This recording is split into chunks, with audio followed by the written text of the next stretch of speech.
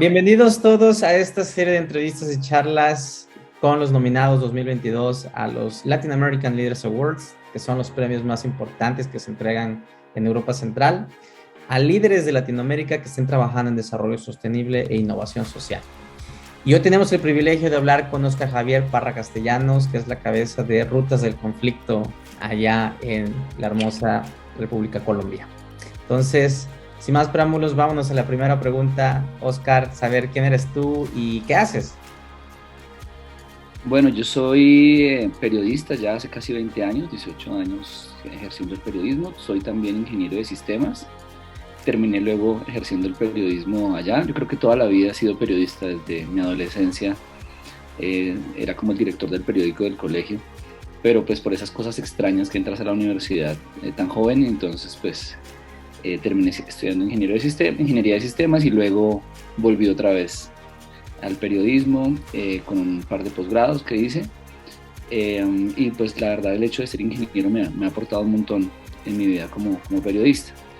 Y también soy profesor universitario. Cuando siempre me preguntan que qué soy, yo creo que soy esas dos cosas. Yo creo que más que ingeniero, yo soy un periodista y soy un profesor, porque son las dos cosas que me gusta hacer. Creo que yo no podría hacer otra cosa en la vida sino esas dos cosas. Porque pues siento que además están relacionadas con una situación vocacional pues muy fuerte, ¿no? Y creo que en el periodismo, como en algunas otras profesiones, pues si uno no ama en exceso lo que hace, es difícil hacer buen periodismo. Y lo mismo pasa con la docencia. Yo creo que si uno no ama enseñar, no ama dar clases, pues es difícil. Y pues entonces trabajo como profesor de cátedra en la Universidad del Rosario ya hace 12 años. Desde el año 2014 pues creé y dirijo un medio de comunicación que se llama Rutas del Conflicto, junto con otros colegas que muchos de ellos fueron mis estudiantes y ahora ya son pues reconocidos profesionales y son mis socios. Y pues trabajamos haciendo periodismo alternativo, experimental, que cubre temas de derechos humanos y de violencia en general y de conflictos sociales en Colombia. Gracias, Óscar. Ahora vamos a hablar sobre Rutas del Conflicto porque el nombre en sí mismo es muy atractivo. Felicidades por escoger un nombre muy bonito. Pero también dice mucho, porque sabemos que Colombia es un país maravilloso, con mucha biodiversidad, pero también con muchos conflictos, con una historia reciente de conflictos, y que también se ha ido enfrascando en este proceso de paz que a veces parece sin fin. Entonces, bueno, hablar qué es exactamente Rutas del Conflicto y qué problemática creen que están ustedes resolviendo y la evolución a través de los años desde su nacimiento. Rutas del Conflicto bueno, yo me acuerdo que es una idea que me surgió ya hace unos 10 años. Yo soy ingeniero de sistemas y pues para esa época estaba trabajando como reportero en un medio de comunicación que se llama Verdad Abierta y cubría las audiencias de un proceso de justicia transicional en la que escuchábamos todos los días a desmovilizados de los grupos paramilitares aceptar sus crímenes. Y empezó a volverse recurrente la confesión de masacres y de cómo esto había afectado a varias comunidades. Entonces, como periodista, pues de la manera más tradicional, yo regresaba a la redacción y escribía mis noticias, mis reportajes sobre lo que escuchaba. Pero me puse a pensar que valdría la pena tratar de meter toda esta información en una herramienta, en una página, en una base de datos, en un mapa, para probablemente ver un poco más el bosque y no solamente pensar árbol a árbol. Entonces, como soy ingeniero, yo la verdad es que creo que no hubiera podido ser ingeniero de ninguna otra manera. O sea, solamente cuando hago cosas para periodismo en realidad me gusta hacer esto, si no, no. Entonces, pues les propuse a la redacción armar una base de datos y construir inclusive una aplicación para celulares en donde uno pudiera tratar de ver el mapa completo. Y así conseguimos algo de financiación, construimos una base de datos con 730 masacres cometidas en Colombia entre el año 82 y el año 2012. Tiempo después, con estudios de otras organizaciones estatales, inclusive en Colombia, hemos descubierto que apenas esa es la quinta parte de las masacres cometidas en Colombia. Entonces, estamos enfrentando, digamos, como un fenómeno de barbarie enorme.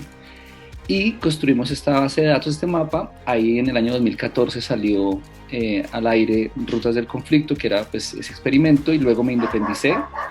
Perdón por el perrito, pero pues estoy aquí en la casa y el perrito está siempre ahí.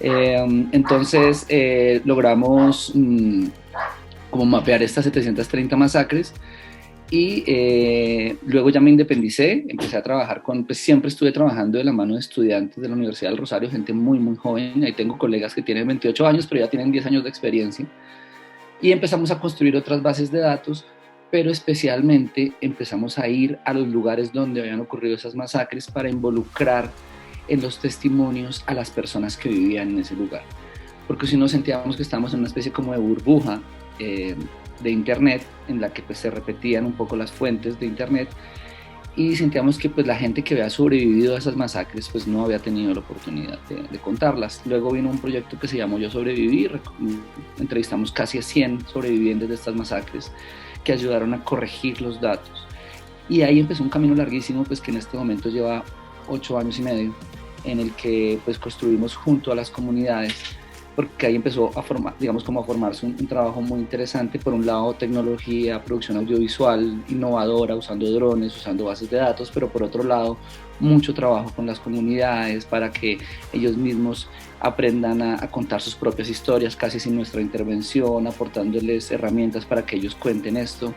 Entonces, eso ha sido básicamente este trabajo durante 8 años, trabajo de investigación, pues que se convierte uno en la vida de uno, y pues que le da a uno también una responsabilidad muy grande, porque uno termina siendo como el guardián de la información que le sirve a tanta gente pues para hacer valer sus derechos en medio de esta situación tan difícil. Como lo decía usted, vivimos en un país muy hermoso, muy bonito, con gente muy linda, pero que del otro lado también ha tenido que vivir esto y que tiene una necesidad enorme de verdad, ¿no? Ayer precisamente la Comisión de la Verdad en Colombia entregaba su informe, y aquí digamos que en esta sociedad ha sido muy complejo tratar de mostrar la verdad desde las voces de las víctimas, y pues a eso nos dedicamos. Wow, la verdad es que las estadísticas que das son extremadamente impresionantes, porque habla de una problemática que todo el mundo pensaba que era del pasado, pero al parecer no, porque descubrir y documentar estos actos es el proceso, es parte del proceso de paz y de entenderlo, ¿no? Y la siguiente pregunta va encaminada a eso. ¿Cuáles han sido los retos a nivel personal, pero también a nivel organizacional, que tu proyecto ha enfrentado? Y me refiero no solo a los retos diarios que significan documentar esto, pero también ese también cansancio que tal vez pueda provocar en todas las personas que forman parte de tu equipo. ¿Cuáles han sido esos retos de todos los niveles que han enfrentado? Bueno, pues hay muchos. Hacer periodismo en este momento es muy complejo, ¿vale?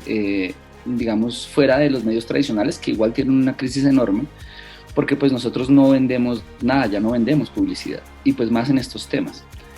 Pero aparte de eso, en un país como Colombia, esto implica también pues unos problemas, digamos, de riesgo del periodista, o riesgo también de las fuentes que nos hablan. Y del otro lado pues también hay unos problemas digamos, de la salud, sobre la salud mental de los compañeros, las compañeras en la redacción. Bueno, yo voy a tratar de como resumir estas 3 cosas así rápidamente. Pues por un lado, yo creo que es tremendamente complejo buscar recursos para contar estas historias. Entonces esto implica un esfuerzo doble, porque tenemos que digamos que trabajar mucho para hacer buen periodismo, para viajar. Las regiones en las que ocurrieron, pues digamos, lo que hemos documentado, pues a veces están lejísimos, a veces cuesta más un tiquete aéreo entre Bogotá y la zona que vamos a documentar, que por ejemplo irnos a Miami. Entonces es muy caro moverse aquí, y pues hay que ir ahí para poder hablar con la gente. Y además el reto enorme de poder trabajar con la comunidad, de que la comunidad construya una confianza con nosotros, y que también uno termine entendiendo que nosotros no somos el centro de esta historia, sino son ellos mismos. Cómo trabajar para que ellos mismos puedan contar su propia historia, y que uno se sienta como su compañero de trabajo, y no como ese típico espacio periodístico en el que yo voy, pido información y luego desaparezco. creo que por otro lado también eso genera un impacto emocional muy fuerte, ¿no? O sea, no sé cuántas personas hemos entrevistado y recurrentemente seguimos hablando con ellas durante estos 8 o 9 años. Y eso genera un impacto emocional muy, muy fuerte también en nosotros. Creo que ahí hemos tenido el apoyo y pues hemos también tratado de llevar un poco de apoyo emocional a estas personas, un poco en los entornos en los que los entrevistamos. Despertarle por lo menos a una persona el recuerdo de su hijo desaparecido hace 15 o 20 años es tremendamente complejo. Y luego irse de ahí y no volver a hablar con la persona es durísimo, ¿no? O sea, yo me imagino una persona que tiene un día de su vida en el que va a trabajar y ha hecho todo lo posible por seguir adelante a pesar de que su hijo pues desapareció y que ha recibido amenazas de muerte y que ha tenido que desplazarse y ha tratado como de seguir viviendo y que de un momento a otro uno llegue y le recuerde todo eso y luego uno desaparezca. Es muy duro. Entonces hemos tratado de buscar nuevas maneras, no solamente para contar historias, sino para no revictimizar cuando vamos y hablamos.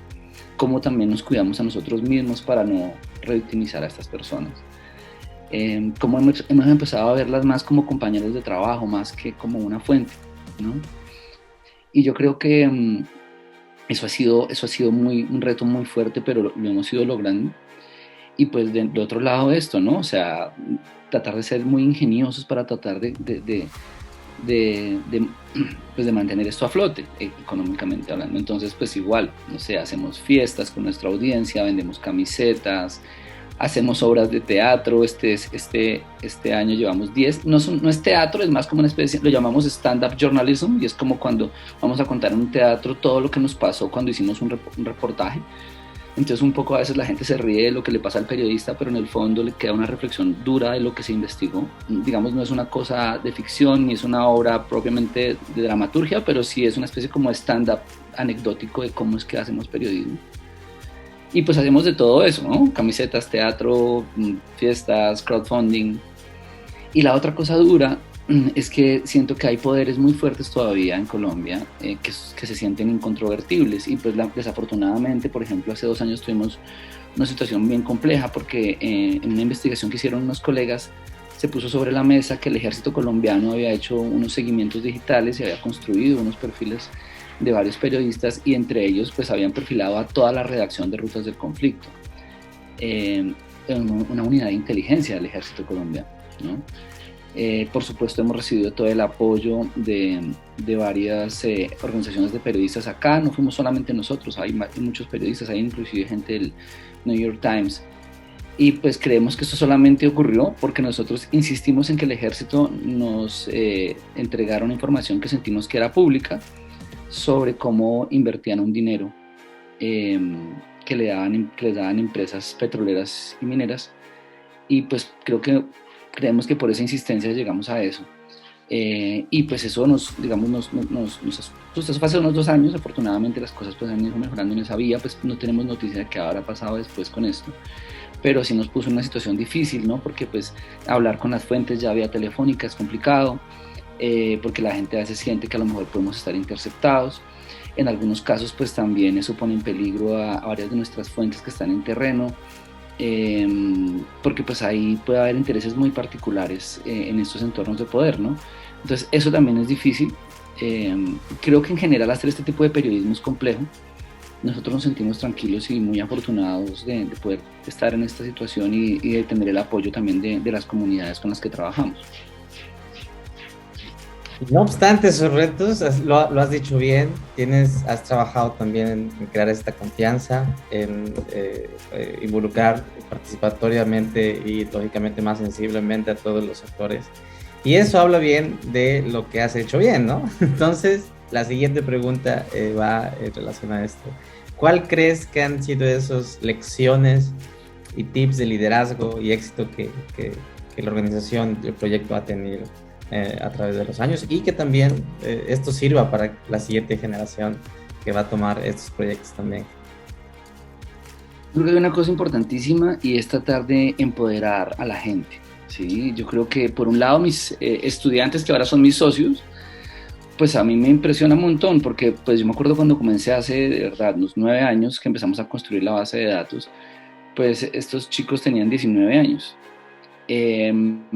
Y a lo mejor uno sentía que, no sé, tan pronto los vi, pues sentía que eran, digamos, personas que tenían la capacidad, digamos, Muchos de ellos inclusive yo sentía, digamos, como que no los veía como que decía, pues este chico como exactamente por qué lado querrá irse profesionalmente, pero en el fondo uno entendía que había un compromiso muy grande. Entonces, pues me parece que como la capacidad que tiene el proyecto, porque digamos no soy yo, porque entre ellos mismos se ha replicado esa situación y ellos mismos han creado esos ambientes de proporcionarle a una persona un espacio para que crezca, ¿no? Para que sea esa persona. Yo creo que es una cosa que me parece, digamos, fundamental aquí, y es que uno no debería llegar a implantar, digamos, una forma de hacer las cosas. No, y eso pasa con mis colegas como pasa con la comunidad. Las comunidades tienen formas de contar sus historias y uno no debería llegar a decirles hagan esto o hagan lo otro. Uno debería llegar a apoyarlas, a ver cómo la pueden contar mejor de la manera en que ellos la hacen. Entonces creo que un poco el tratar de ayudar a la gente a que sea quien es, pero que sea, pues, pero que pueda uno aportarle para que sea mejor. Entonces creo que pues el entorno digamos en la universidad pues fabuloso, porque la verdad es que he tenido, no sé, pueden haber pasado por el proyecto unos 300 estudiantes, no solo de esa universidad, sino de otras universidades. Creo que se construyó digamos, una especie como de escuela para cubrir temas de derechos humanos en Colombia. Y aparte de eso, esto, digamos, generó un vínculo enorme con estas comunidades que no han tenido ese espacio. Entonces, pues, normalmente uno como periodista de un medio tradicional, uno va, por mucho se queda 3 días y luego se va.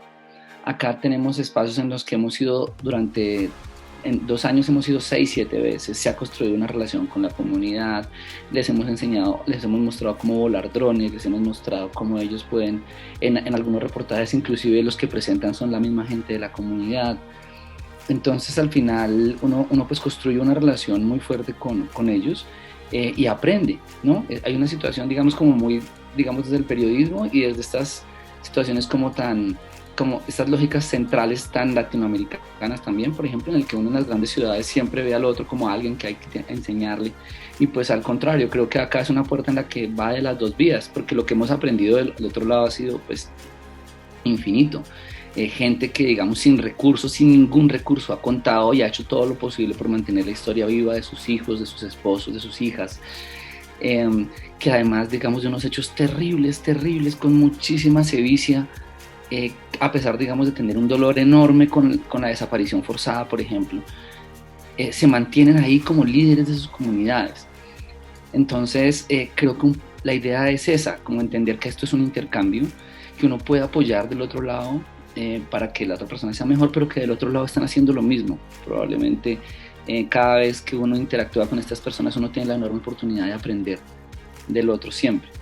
Y en el caso acá de mis compañeros y mis socios jóvenes, pues he aprendido también, la gente joven tiene una capacidad brutal, digamos, como de contar historias de otras maneras. Creo que en la mayoría, por ejemplo, de entornos académicos, se les sigue explicando a los nuevos periodistas cómo hacer periodismo de antes, ¿no? O de ahora también, pero ya es un nicho más pequeño, televisión, radio, y a lo mejor uno debería empoderarlos para que ellos cuenten de la manera en que ellos ven la información. Entonces ha sido, o sea, que me enseñan a hacer TikToks, que me enseñen, eso es una cosa reciente, pero antes, pues, ¿no? Tengo chicos periodistas que ahora programan y hacen código y hacen un montón de cosas. Entonces, simplemente es como abrirles la puerta para que ellos sigan y que ellos le abran la puerta a uno también para que uno pueda seguir creciendo. Es oro puro, porque estas son las lecciones que se quedan siempre en la memoria de no solo los que han pasado por Rutas del Conflicto, sino los siguientes que van a pasar. Entonces, importante siempre saber cuál es ese valor que has estado formando a lo largo de los años. Y bueno, de nuevo felicitarte, porque se ve que es un trabajo no solo muy noble, sino también que ha requerido mucho espíritu de tu parte, de todos los que forman ahí. La última pregunta es una pregunta abierta, en la cual, bueno, te doy el espacio a ti para que compartas aquello que sea relevante y que no podamos perder de vista al momento de decidir nuestro voto, o que también, lógicamente, tú puedas mandar un mensaje final. Así que el espacio es tuyo. Yo creo que a mí me gustaría insistir muchísimo en que en que Colombia es un país, digamos, diverso, enorme, lindísimo, con muchísimo talento, pero que necesita superar unas situaciones de dolor, de reconciliación, y creo que son necesarias pues para que la violencia no se siga repitiendo. Nosotros hemos vivido unos ciclos de violencia tremendamente pues dolorosos, y ahora parece que vuelve otra vez otro ciclo, eh, y esperemos que no se siga repitiendo, porque pues desde hace unos 3 o 4 años vuelve a haber, digamos, como una reestructuración de grupos armados. Pero más allá de todo esto, en el fondo hay personas que siguen desplazándose, que siguen desapareciendo, eh, que siguen luchando para poder tener un acceso digno a condiciones sociales. Y yo creo que desde el periodismo tenemos una enorme responsabilidad, y yo ahí siento pues que el proyecto ha intentado eh, hacer, hacer lo que puede, y ha tratado de ser innovador y ha tratado como de mostrar. Igual uno se queda corto siempre, ¿no? Ayer yo creo que es una cosa todavía absurda que, digamos, después de todo lo que ha ocurrido, después de todo lo que se ha documentado, todavía el país, gran parte del país, se resiste, digamos, como a asumir esa responsabilidad tan grande por la cantidad de muertos. Ayer mencionaban entre el 85 y el 2005-2006 cerca de 500.000 muertos en Colombia, y pues la cantidad de desaparecidos puede llegar, no sé, puede estar cerca de entre 110.000 y 150.000. Si uno lo compara, digamos, inclusive con otros países de la zona, con momentos de dictadura, pues no, o sea, está totalmente desbordado, y yo creo que es importantísimo que la gente pueda tener la oportunidad de contar sus historias, pueda construir su propia memoria con muchísima dignidad, y yo creo que pues para eso estamos, ¿no? Yo para eso vivo. A veces creo que se me van las luces, a veces creo que no, mi vida no solo debería ser esto, pero es que es bien, bien bonito. Gracias, Oscar. Y bueno, a todos los que nos están escuchando, Rutas del Conflicto en Colombia, una de las nominaciones que inspiran demasiado y que creemos que también aportan demasiado. Así que bienvenidos a conocerlos a detalle y leer la entrevista completa con Oscar. Gracias y bueno, felicidades por esta oportunidad. No, Roberto, muchas gracias por el espacio, y ahí estamos pendientes de lo que necesiten, ¿vale? Muchas gracias.